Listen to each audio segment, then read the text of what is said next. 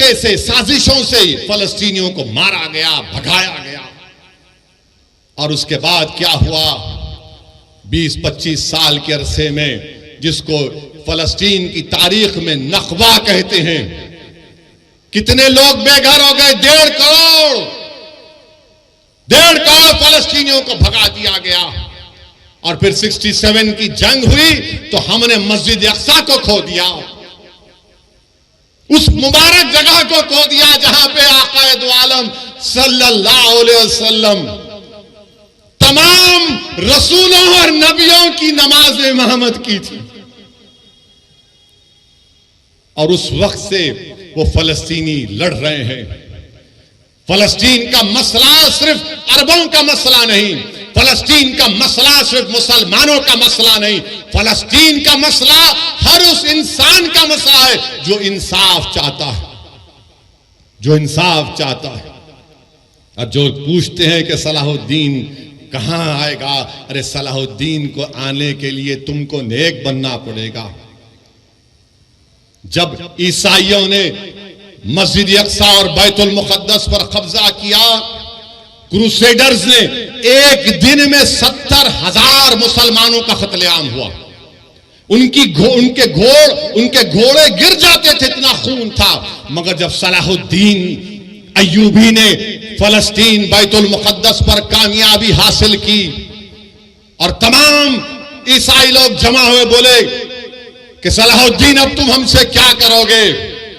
तो सलाहुद्दीन अय्यूबी ने कहा कि मैं वो नहीं करूंगा जो तुमने किया था। मैं रसूलुल्लाह सल्लल्लाहु अलैहि वसल्लम के गुलामों का गुलाम हूं, तुमको मैं माफी देता हूं, जाओ, तुम्हारी जान को भी कोई हाथ नहीं लगाएगा। यही सलाहुद्दीन अय्यूबी के पास एक कबीला था जो दीन इस्लाम को कबूल नहीं करता था। सलाहुद्दीन अय्यूबी ने जोर जबरदस्ती नहीं की। एक कबीले की एक औरत आई सलाहुद्दीन अय्यूबी के पास और आकर कहा कि सुल्तान, मेरे 4 बच्चे गायब हैं, मेरे बच्चों को वापस लेकर आओ। Salahuddin Ayyubi Fatih फलस्तीन, Fatih Betul मुक़द्दस उठता है, अपने जिस्म पर जर्रा पहनता है, तलवार उठाता है। वो औरत खातून कहती है, कहां जा रहे सुल्तान? तो कहा, तेरे बच्चों को तलाश करने जा रहा हूं। वो हैरान होकर पूछती, आप जाएंगे मेरे बच्चों के लिए? बोले, हाँ, तेरे बच्चे मासूम हैं। फजर को निकलता सलाहुद्दीन अय्यूबी, ज़हर हो जाती है। ज़हर से असर के करीब जब सलाहुद्दीन अय्यूबी इन बच्चों को देखता है, बच्चे डरे हुए हैं, सहमे हुए हैं, उनको गोद में उठाकर अपनी माँ के पास जब लेकर आता है तो बच्चे, उसमें से जो बड़ा उम्र का बच्चा था 13-14 साल का, वो फर्त मसरत में अपनी माँ की तरफ दौड़ता है कि अम्मा अम्मा।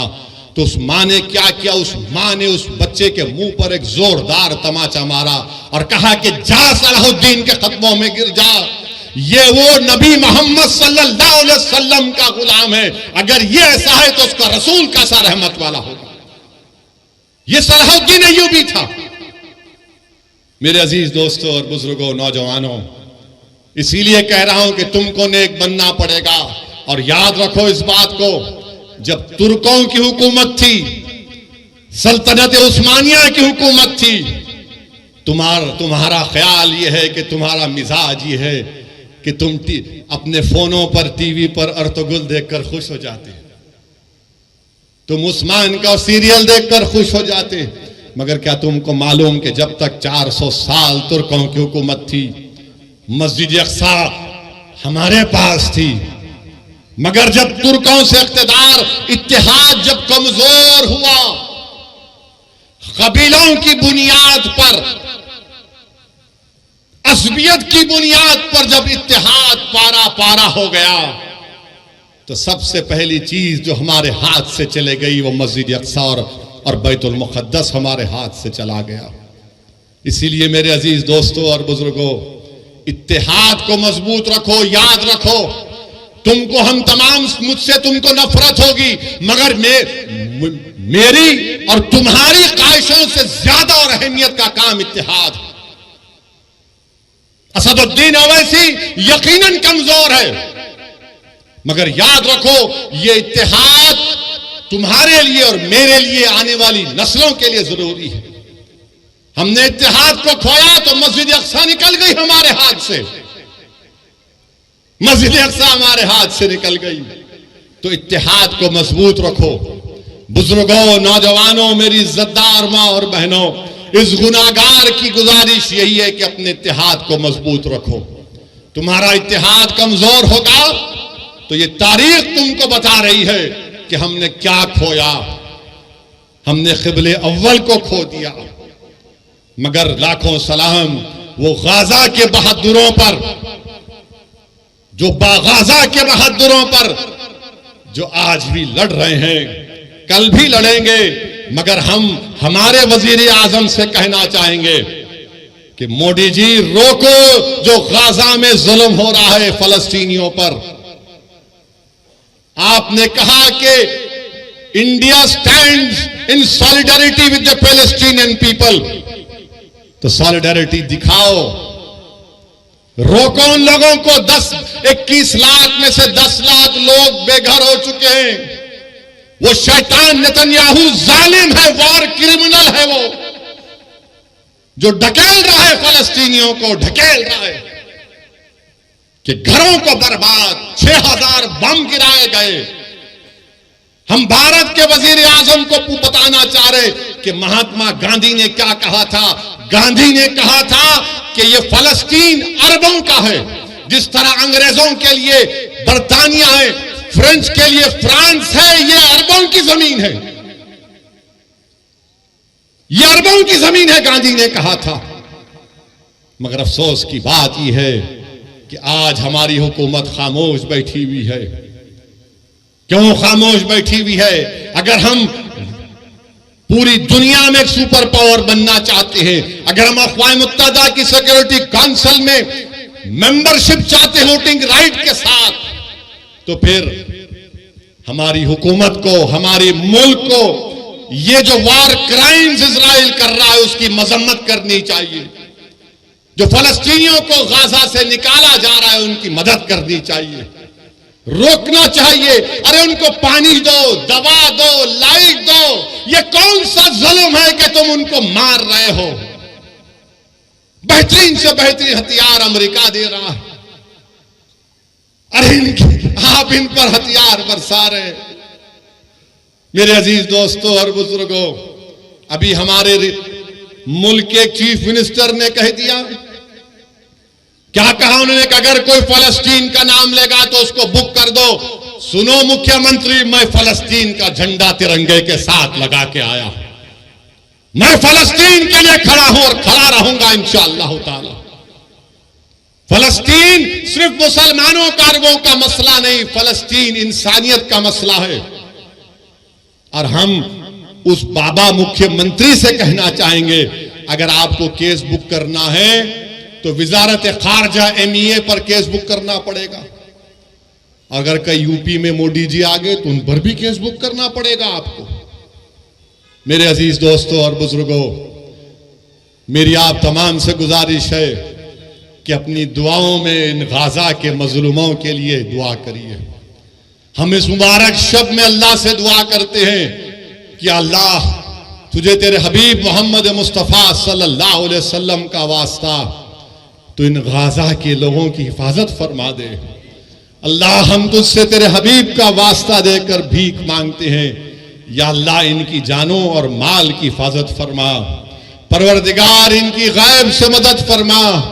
या अल्लाह तेरे हबीब का इरशाद है कि सुबह क़यामत तक एक गिरोह रहेगा जो हक की तरफदारी करेगा। या अल्लाह उस सरजमीन पर जहां पर हशर का मैदान होगा, या अल्लाह उस सरजमीन पर जहां पर आबे कौसर होगा, या अल्लाह उस सरजमीन पर जहां पर मीजान होगा, या अल्लाह जिस सरजमीन पर पूरों को तू इकट्ठा करेगा, परवरदिगार वहां पर जालिम जुल्म कर रहा है। या अल्लाह मदद फरमा गाजा के लोगों की, अल्लाह गाजा के लोगों की हिफाजत फरमा। परवरदिगार तुझे तेरी रहमत का वास्ता, अल्लाह तू रहम फरमा दे। अल्लाह तेरे आपके पास 70 माओं की मोहब्बत है। परवरदिगार जो हजारों की तादाद में लोग मर रहे हैं, जो बच्चे मर रहे हैं, अल्लाह उन माँ बाप को हिम्मत दे, अल्लाह उनकी हिफाजत फरमा। अल्लाह तेरी पूरी कायनात में कोई ऐसा नहीं है जो इन गरीबों की मदद कर सके मगर अल्लाह। तू जमीन व आसमान का खालिक है, तेरे खजाने में कोई कमी नहीं आएगी अल्लाह। तू कुन फयकून फरमा दे परवरदिगार। अल्लाह उनको कोई खाना नहीं दे रहा, अल्लाह तू रज़्ज़ाक़ है, उनको रिज़्क़ दे दे। अल्लाह कोई इनको पानी नहीं दे रहा, तू आसमानों से बारिश को बरसा दे।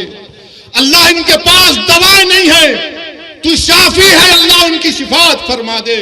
परवरदिगार आज इस जमीन पर जो लोग हक के लिए काम कर रहे हैं उनकी मदद फरमा। अल्लाह जालिमों के जुल्म से छुटकारा दिला दे, अल्लाह तशद्दुद को खत्म कर दे। हमारी अल्लाह से दुआ है कि अल्लाह नबी करीम सल्लल्लाहु अलैहि वसल्लम के सदक़े तोफ़ैल में फ़लस्तीनियों की मदद फरमा।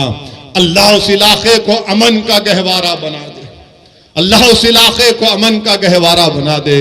अल्लाह हमारे मुल्क में अमन को मजबूत फरमा दे। अल्लाह हमारे जान और माल और खास तौर से या अल्लाह हमारे ईमान की हिफाजत फरमा। अल्लाह हमारे ईमान की हिफाजत फरमा।